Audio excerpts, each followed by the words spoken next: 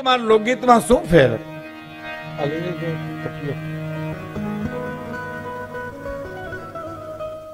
ગીતમાં અને લોકગીતમાં શું ફેર? મેઘાણીભાઈ જવાબ સાંભળજો મિત્રો. પોતાના ફળિયામાં ફૂલઝાડનો છોડવો વાવો, ખાતર નાખો, પાણી નાખો, જતન કરો, જાળવણી કરો. એમાં જે ફૂલ આવે એને તો ગીત કહેવાય. પણ વગડામાં એની મેળે મેળે ફૂલ આવે એને લોકગીત કહેવાય છે. દાખલા તરીકે દિવાળીબેન ભીલ આપણી પાસે છે. કિશોરભાઈ એ અમેરિકા જઈએ બે ત્રણ વાર. હા, મોટી માળ હું દિવાળીબેન માતુશ્રી વખતે એના અમે ગયા હતા. જો અભણ બાઈ, ગામડાની નેહડાની બાઈ સાહેબ, એમાં કંઠમાં મીઠાઈશ તમે જો એ વગડાનું ફૂલ છે. હે એ જે મેઘા વાણિયાને જ એક તો જો ભગવાને વાણિયાને ડાપણ બહુ દીધો. અમારે માનભાઈ ગઢવી થાનમાં કહેતા કે ભગવાને બુદ્ધિ વેચીને ત્યારે જેટલી વાણિયાને દેવાય એટલી દઈ દીધી, વધી એમાં આપણે બધાય, તમે ને અમે ને લુવાણા ને આયર ને દરબારો, આગળ બુદ્ધિ વાણીઓ, પાછળ મતી બ્રહ્મ. બ્રહ્મ એટલે બ્રાહ્મણ નહીં, એમાં આપણે બધા આવી જઈએ. આગળ બુદ્ધિ વાણીઓ, પાછળ મતી બ્રહ્મ. તરક બુદ્ધિ તરકડો ઘૂસતો મારે ગમ. વાણિયાના દીકરાને આગળ ખબર પડી જાય, આ ન કરાય, આ ન કરાય, આ ન કરાય. આપણને પછી ખબર પડે કે આ ન કર્યું હોત તો સારું હતું, આ તો બહુ મોડું થઈ ગયું હોય. ગજબ ડાપણ આપ્યું સાહેબ. હા હા હા. હમણાં આપણા સૌરાષ્ટ્રમાં એક વાણિયા 80,000ની ભેંસ લીધી, 15 દીમાં 40,000 વેચી નાખી, 50% ખોટ ખાઈને. બોલો, કોકે કીધું શેઠ આવડી બધી તમે ડાયું વરણને ભૂલ કરી, ખોટ ખાધી? હા બચ્ચો, આ ઝીણી વાત છે કે હા કારણ હું લીધું તો 5,000ની બકરી, પણ આ ભેંસ વેચવાનું કારણ તો ભેંસ બોલું તો છાતીમાં દબાણ થાય. ભેંસ બોલો લ્યો, ભેંસ બોલો અહીંથી નાભીથી ઉપડે, છાતીમાં દબાણ થાય. બકરી બોલો લ્યો, આખો દી બકરી બકરી બકરી, અહીંથી જ બોલાય, બીજું ક્યાં અસર જ ન થાય. બોલો આ આપણને હુજે, આ એને હુજે. ભેંસ બોલું તો અહીંયા દબાણ થાય, એ દબાણ એને પહોંચ ન થાય. હા, એટલે વેચી નાખી. સર્કસ જોવા ગયા તો હિંચકાના ખેલ ને સાયકલોના ખેલ આવ્યા ત્યાં સુધી મજા આવી, પણ હિંસક પ્રાણીના ખેલ શરૂ થયા ને પરસેવો વળી ગયો. આગળ બેઠાય બેહાય નહીં, ખોટું કર્યું. આગળ ન બેહાય, પિંજરામાંથી હાવજ નીકળી જાય તો નાસ્તો કરી જાય આપણો. હવે એને હુજે એવું થાય પાછું. એને આની કોર હુજનું, ઓની કોરથી પિંજરું ખુલી ગયું કુદરતી. એ ભાઈ હાવજ નીકળી ગયો બારો. પછી સર્કસના કારીગરોના ખેલ તો ઓડિયન્સે કરી દીધા. કોઈ તંબુ તોડી નીકળી ગયું, કોઈ હિંચકે ચડી ગયું,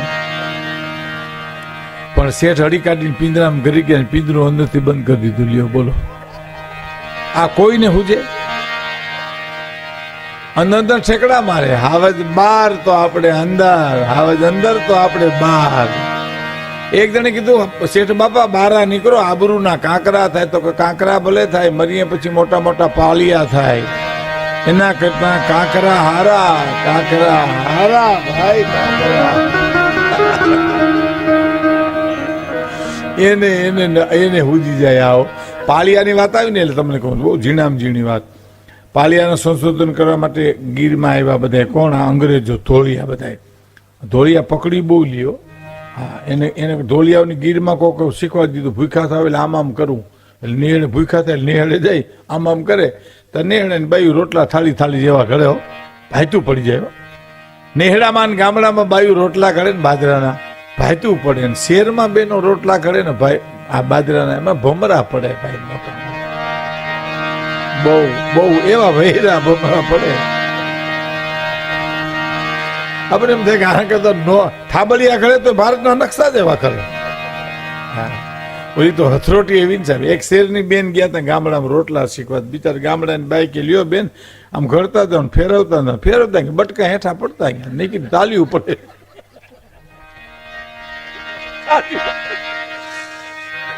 હા, એટલે ભૂખ્યા થયા, થાળી જેવા રોટલા ઘડીને પછી માખણ ને સંભારો ને શાક ને દીધા રોટલા. માખણ સંભારો ને શાક નહીં ખાઈ ગયા, પણ રોટલાની ડીશો સમજીને ઘા કરી નાખ્યા. This is dish. બોલો, પણ આ તો વાણીઓ મરજીવો હતો સાહેબ. સાહિત્યનું ભ્રમણ કરી અને મેળવું, હા, પાળિયાના સંશોધન કરવા માટેની કે બહુ આ ઝીણી બહુ મજાની વાત છે સાહેબ. એટલે અંગ્રેજે કીધું કે આ ધીસ ઇઝ પાળીઓ, એટલે દડી હતી, ખેતરની દડી હોય ને ખાંભો, એને જોઈને કીધું આ પાળીઓ છે, ધીસ ઇઝ પાળીઓ. ગામડાના બાપા કે પાળીઓ છે નહીં, પણ ખેવો એટલે થાય અહીંયા.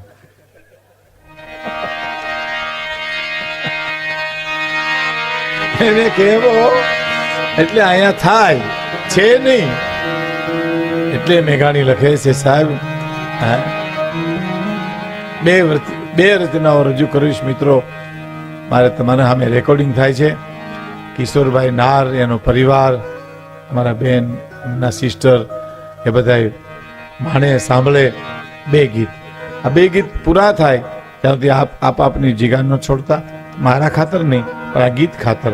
આ બે ગીત મેઘાણીના અમારા લોક સાહિત્યના રાષ્ટ્રગીત કહેવાય સાહેબ. એટલે ઇજ્જત રાખજો. પહેલું ગીત સાંભળજો.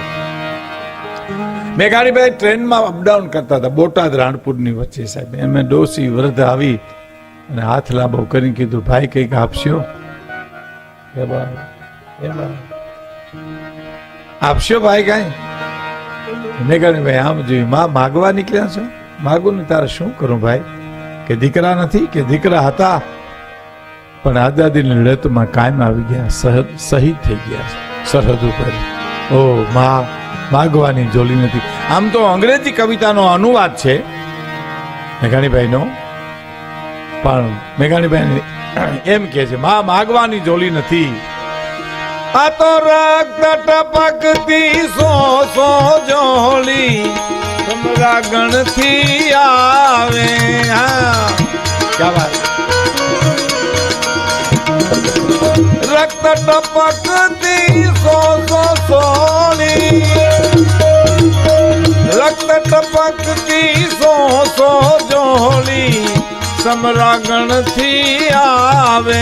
અને કેસર વર્ણી સમર સેવિકા, કેસર વર્ણી સમર સેવિકા કોમલ સેજ બિછાવે ઘાયલ. મરતા મરતા રે ભારત માની આઝાદી ગાવે ઘાયલ. મરતા મરતા રે ભારત માની આઝાદી ગાવે.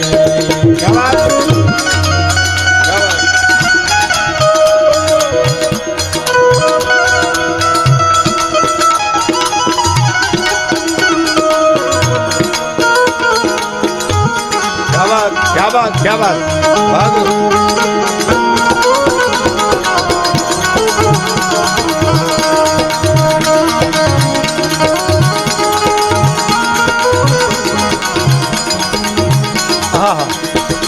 અને કોની માતા કોની વનિતા ભગીની ટોળે વળતી કેદી, ભગીની ટોળે વળતી. અને કોની માતા કોની વનિતા, ક્યા વાત.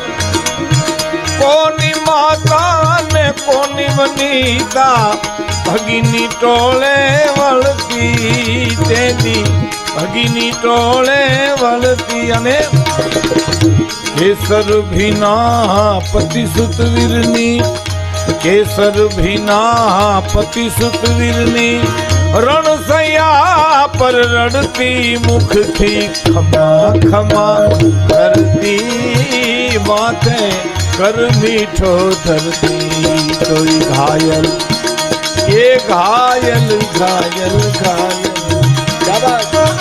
મરતા મરતા રે ભારત માની આઝાદી ગાવે.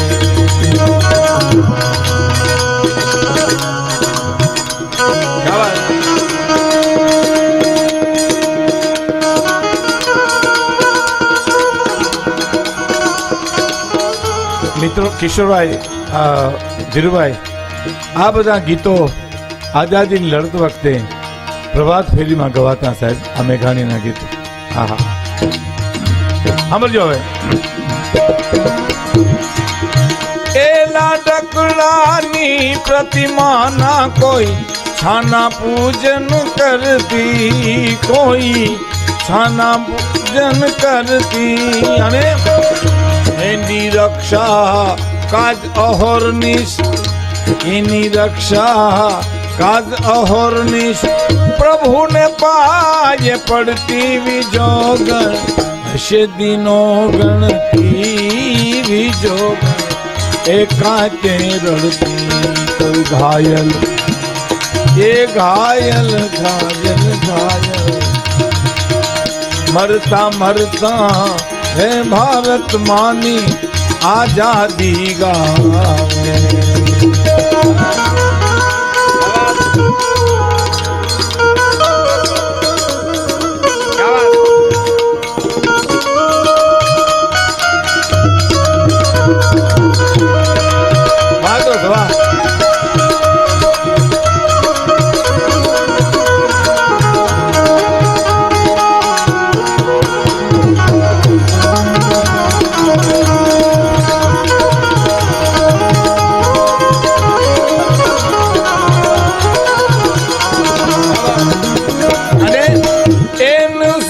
ખોલામાં લેવા કોઈ જનેતા નાવી, એને તેલ કચોળા લઈને, એને તેલ કચોળા લઈને કોઈ બેની નવગાવી, કોઈના લાડકવાયા ની કોઈ